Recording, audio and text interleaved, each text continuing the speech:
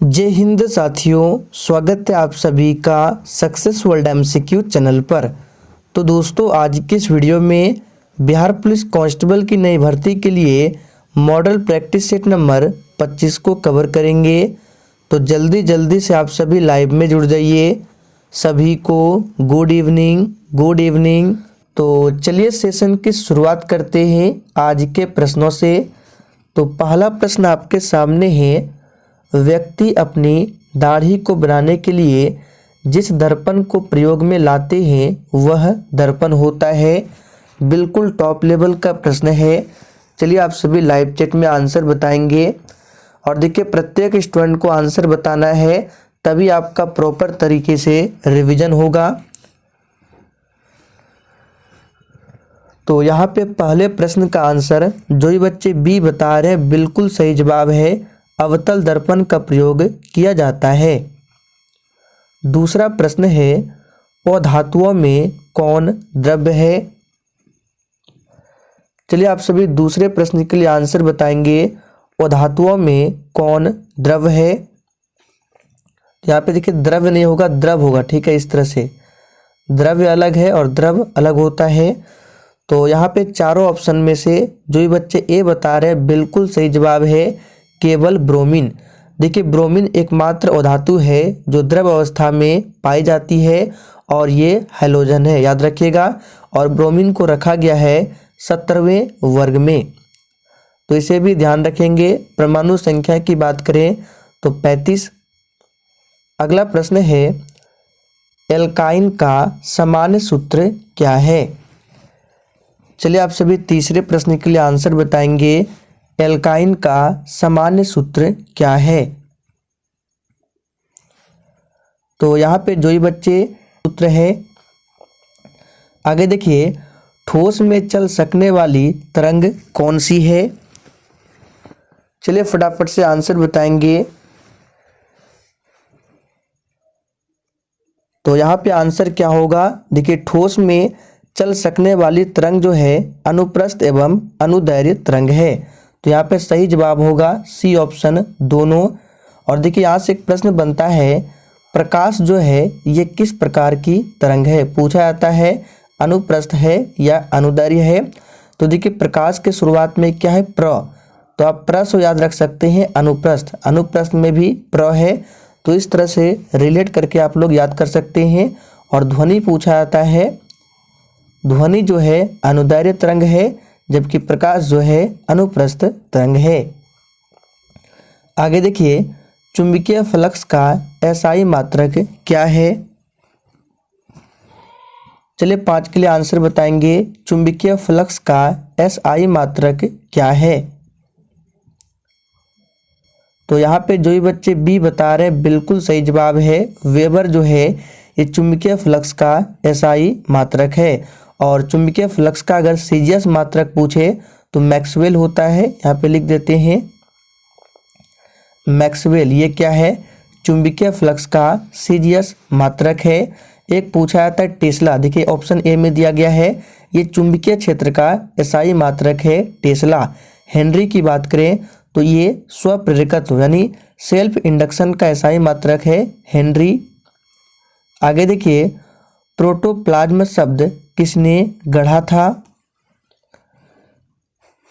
चलिए 6 के लिए आंसर बताएंगे, प्रोटोप्लाज्म शब्द को किसने गढ़ा था। तो दोस्तों यहाँ पे सही जवाब है बी ऑप्शन, याद रखिएगा, जोहान इवेंजलिस्ट पुरकिंजे ने प्रोटो शब्द को गढ़ा था। आगे देखिए, असंरक्षित बल के उदाहरण कौन से हैं। चलिए 7 के लिए आंसर बताएंगे, असंरक्षित बल के उदाहरण है। तो यहाँ पे इस प्रश्न का सही जवाब है घर्षण बल और श्यान बल, ये दोनों जो है असंरक्षित बल के उदाहरण है। आगे देखिए, चूने का पानी किसके द्वारा दूधिया हो जाता है। चलिए आप सभी 8 के लिए आंसर बताएंगे, चूने का पानी जो है ये किसके द्वारा दूधिया हो जाता है। तो काफ़ी ज़्यादा इम्पोर्टेंट प्रश्न है, इसको ध्यान रखेंगे। चूने का पानी जो है CO2 के कारण दुधिया हो जाता है। अगला प्रश्न है पॉलीथीन प्लास्टिक का निर्माण कैसे होता है। चलिए 9 के लिए आंसर कीजिए, पॉलीथीन प्लास्टिक का निर्माण कैसे होता है। तो देखिए दोस्तों, पॉलीथीन प्लास्टिक का निर्माण जो है एथिलीन के बहुलीकरण से होता है। तो सही जवाब है ए ऑप्शन, एथिलीन के बहुलीकरण से। आगे देखिए, पानी की कठोरता का कारण क्या है। देखिए आज के प्रैक्टिस सेट में प्रश्न का लेवल थोड़ा सा अप है। चलिए आंसर बताएंगे फटाफट से। पानी की कठोरता का कारण क्या है, और आज के इस प्रैक्टिस सेट में आप लोग कितने प्रश्न बना पाते हैं कमेंट करके हमें ज़रूर बताइएगा। तो देखिए पानी की कठोरता का जो कारण है कैल्शियम तथा मैग्नीशियम आयन है। तो देखिए यहाँ पे बी ऑप्शन में दिया हुआ है कैल्शियम तथा मैग्नीशियम लवण। उन पशुओं को क्या कहा जाता है जो पौधों और पशुओं दोनों को खाते हैं। चलिए आंसर बताएंगे, उन पशुओं को क्या कहते हैं जो पौधों और पशुओं दोनों को खाते हैं। तो बिल्कुल सही आंसर दिए हैं, सर्वाहारी कहा जाता है, याद रखिएगा। आगे देखिए, इनमें से किस आधुनिक वनस्पति विज्ञान का जनक माना जाता है, यानी कि इनमें से किसे आधुनिक वनस्पति विज्ञान का जनक माना जाता है।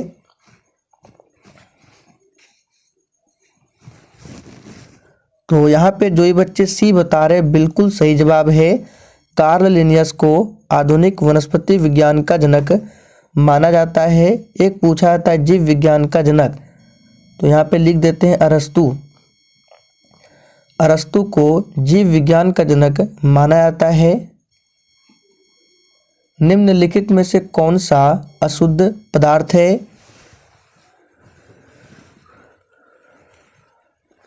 चलिए आंसर बताएंगे, निम्नलिखित में से कौन सा अशुद्ध पदार्थ है। तो याद कर लीजिए, ये प्रश्न आपके एग्जाम के लिए काफ़ी ज़्यादा इम्पोर्टेंट प्रश्न है। याद रखिएगा, वायु जो है ये अशुद्ध पदार्थ है। वायु एक प्रकार का मिश्रण है और यह समांगी मिश्रण होता है। आपके शरीर में स्थितिज ऊर्जा न्यूनतम होती है, कब होती है। सभी ऑप्शन को ध्यान से पढ़िए। तो देखिए दोस्तों, हमारे शरीर में स्थितिज ऊर्जा न्यूनतम जो है जमीन पर लेटने की स्थिति में होता है। तो याद रखेंगे, जमीन पर लेटने की स्थिति में। कौन सा शासन उत्तरी श्रीलंका पर विजय प्राप्त किया। यहाँ पे शासक होगा, यानी कौन सा शासक था जिन्होंने उत्तरी श्रीलंका पर विजय प्राप्त किया। तो देखिए दोस्तों, चोल शासक राजराज प्रथम ने उत्तरी श्रीलंका को जीता था। तो सही जवाब है A option. Bihar socialist party का गठन कब हुआ था। चलिए 16 के लिए आंसर कीजिए, बिहार सोशलिस्ट पार्टी का गठन कब हुआ था। तो याद रखिएगा 1931 में। 1931 में पटना में बिहार सोशलिस्ट पार्टी का गठन हुआ था, याद रखेंगे। वह कौन सा स्थान है जिसकी स्थिति 3 समुद्रों से मिलान स्थल पर है। चलिए 17 के लिए आंसर बताएंगे फटाफट से। तो देखिए दोस्तों, वह स्थान है कन्याकुमारी, याद रखिएगा। कन्याकुमारी है जिसकी स्थिति जो है 3 समुद्रों के मिलन स्थल पर स्थित है। हिमालय की सर्वोच्च श्रेणी कौन है। फटाफट से आंसर बताएंगे। देखिए हिमालय जो है ये वलित पर्वत का उदाहरण है, और हिमालय की सर्वोच्च श्रेणी जो है ये कौन सी है, तो हिमाद्री है, याद रखेंगे। इसकी औसत ऊंचाई लगभग 6000 मीटर है, तो इसे भी ध्यान रखेंगे। आगे देखिए, अंतर्राष्ट्रीय मुद्रा कोष की स्थापना किसका परिणाम था। देखिए अंतर्राष्ट्रीय मुद्रा कोष यानी कि IMF, इंटरनेशनल मॉनेटरी फंड। इसका हेड क्वार्टर कहाँ है, आप लोग थोड़ा सा कमेंट करके बताएंगे। तो यहाँ पे 19 का आंसर क्या हो जाएगा, फटाफट से आंसर कीजिए। तो बिल्कुल सही आंसर है ब्रेटन वुड्स सम्मेलन। ब्रेटन वुड्स सम्मेलन के पश्चात ही अंतर्राष्ट्रीय मुद्रा कोष और विश्व बैंक की स्थापना हुई थी, याद रखेंगे। देखिए IMF और WB वर्ल्ड बैंक दोनों का मुख्यालय जो है वाशिंगटन DC में है। गोल्डन हैंडशेक स्कीम किससे संबंधित है, ये प्रश्न आपके एग्जाम के लिए काफ़ी ज़्यादा इम्पोर्टेंट है, इसको मार्क करके रखें। गोल्डन हैंडशेक स्कीम किससे संबंधित है। तो दोस्तों ये संबंधित है स्वैच्छिक सेवानिवृत्ति से। तो जो ही बच्चे सी दिए हैं बिल्कुल सही जवाब है स्वैच्छिक सेवानिवृत्ति। मोनालिसा को किस पर पेंट किया गया था। देखिए दोस्तों ये जो मोनालिसा है ये क्या है, तो ये जो है लियोनार्डो दा विंची का विश्व प्रसिद्ध चित्र है। तो याद रखेंगे मोनालिसा क्या है, चित्र है, और इसको पेंट किया गया था लकड़ी पर। तो बी ऑप्शन जो ही बच्चे दिए हैं बिल्कुल सही जवाब है लकड़ी पर। चंद्रशेखर आजाद मुठभेड़ में कहाँ शहीद हुए थे। चलिए फटाफट से आंसर बताएंगे 22 के लिए। चंद्रशेखर आजाद मुठभेड़ में कहाँ शहीद हुए थे। तो याद रखिएगा इलाहाबाद में। ए ऑप्शन आपका सही जवाब है इलाहाबाद में। आगे देखिए हीराकुंड बांध किस नदी पर बना है।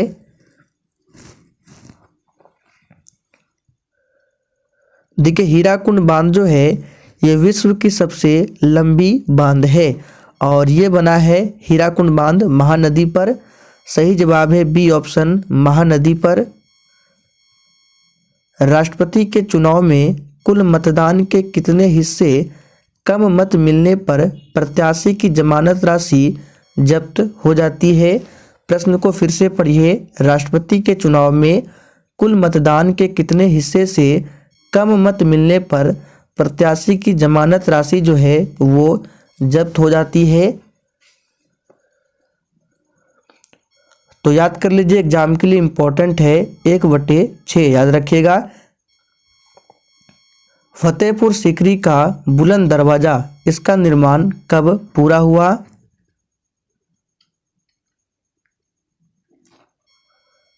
तो देखिए दोस्तों फतेहपुर सीकरी का जो बुलंद दरवाजा है इसका निर्माण पूरा हुआ था 1573 में। तो ए ऑप्शन जो ही बच्चे दिए हैं बिल्कुल सही जवाब है। गुजरात विजय के उपलक्ष्य में अकबर ने फतेहपुर सीकरी का निर्माण किया था 1573 में। आगे देखिए किस राज्य में गेहूं का प्रचुर मात्रा में उत्पादन होता है। चलिए 26 के लिए आंसर बताएंगे और जिसने अभी तक सेशन को लाइक नहीं किया है फटाफट से आप सभी सेशन को लाइक करें। यहाँ पे सही जवाब हो जाएगा उत्तर प्रदेश। याद रखिएगा गेहूं का अधिकतम उत्पादन उत्तर प्रदेश में होता है। जूट का पूछा जाता है अधिकतम उत्पादन कहाँ होता है, तो पश्चिम बंगाल में। याद रखिएगा गन्ना का उत्पादन पूछा जाता है उत्तर प्रदेश में ही गन्ना का सबसे अधिक उत्पादन होता है। बिहार राज्य विद्युत परिषद की स्थापना कब की गई। चलिए फटाफट से आंसर बताएंगे। तो यहाँ पे सही जवाब क्या होगा 1 अप्रैल 1958 जो कि ए ऑप्शन में दिया हुआ है। 1 अप्रैल 1958 में बिहार राज्य विद्युत परिषद की स्थापना होती है। V.I. लेनिन का संबंध किससे है। चलिए फटाफट से आंसर बताएंगे लेनिन का संबंध किससे है। तो यहाँ पे जो ही बच्चे ए बता रहे बिल्कुल सही जवाब है 1917 की रूसी क्रांति से संबंधित थे लेनिन। याद रखिएगा किसी पिंड का वेग समरूप कहा जाता है जब क्या हो। तो देखिए दोस्तों किसी पिंड का वेग जो है समरूप होता है अर्थात वेग का मान जो है और दिशा दोनों अपवर्तित रहता है। तो यहाँ पे सही जवाब होगा वेग का मान और दिशा दोनों अपवर्तित होता है, तब क्या बोलते हैं, पिंड का वेग समरूप है। याद रखिएगा। यहाँ पे देखिए एक शब्द है वेग, तो एग्जाम में पूछा जाता है वेग सदिश है या अदिश, तो याद रखिएगा वेग जो है सदिश राशि है, ध्यान रखना है। और वेग का मात्रक क्या होता है, मीटर प्रति सेकंड, तो इसे भी ध्यान रखेंगे। मांसपेशियों के दर्द के उपचार में प्रयोग किए जाने वाला विकिरण कौन सा है। बिल्कुल 1 नंबर का प्रश्न है, फटाफट से आंसर कीजिए।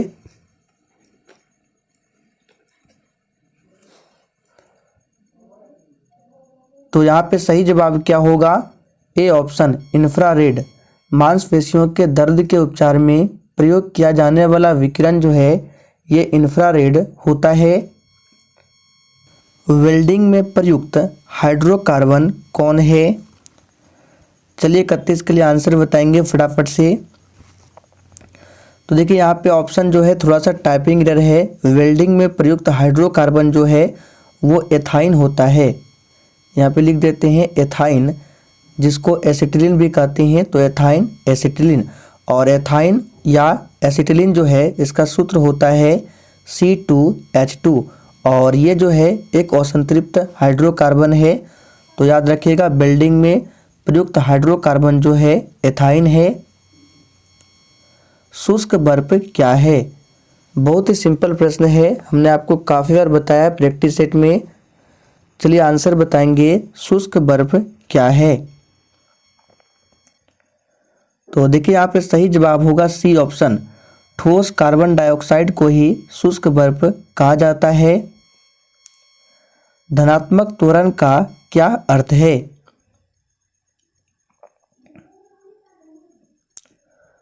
तो देखिए दोस्तों, धनात्मक त्वरण का अर्थ होता है वस्तु का वेग बढ़ जाता है। तो यहाँ पे सही जवाब होगा डी ऑप्शन, वस्तु का वेग बढ़ जाता है। अब देखिए यहाँ पे है त्वरण, तो त्वरण किसे कहते हैं, तो वेग में परिवर्तन की दर को त्वरण कहा जाता है। याद रखेंगे। बल की भौतिक अनिर्भरता परिणाम है। चलिए आंसर बताएंगे, किस नियम का परिणाम है। तो याद रखिएगा ये जो है न्यूटन के गति के प्रथम नियम का परिणाम है। और न्यूटन के गति के प्रथम नियम से ही जड़त्व की परिभाषा मिलती है। निम्नलिखित में से कौन सा जंतु उभयचर श्रेणी के अंतर्गत आता है।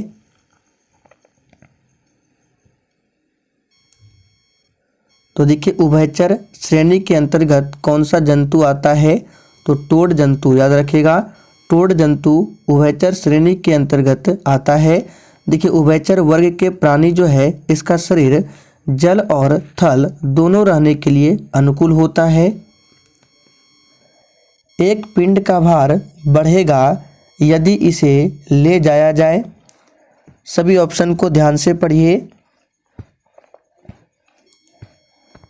तो देखिए एक पिंड का भार बढ़ेगा यदि इसे ले जाया जाए भूमध्य रेखा से ध्रुव पर। तो यहाँ पे डी ऑप्शन आपका सही जवाब है।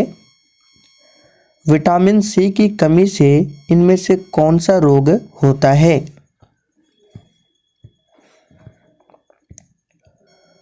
तो याद रखिएगा यहाँ पे सही जवाब क्या होगा, बी ऑप्शन, विटामिन सी की कमी से स्कर्वी रोग होता है। बेरी बेरी की बात करें तो ये विटामिन B1 की कमी से होने वाला रोग है। डिटर्जेंट लवण है। सभी ऑप्शन को ध्यान से पढ़िए। तो देखिए डिटर्जेंट लवण जो है सल्फोनिक अम्ल या एल्किन हाइड्रोजन सल्फेट है। तो बी ऑप्शन आपका सही जवाब है। खुली श्रृंखला यौगिक का उदाहरण है।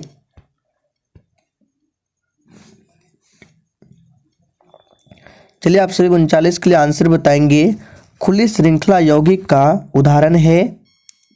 तो देखिए ये है एथेन, यहाँ पे एथेन कर लेंगे।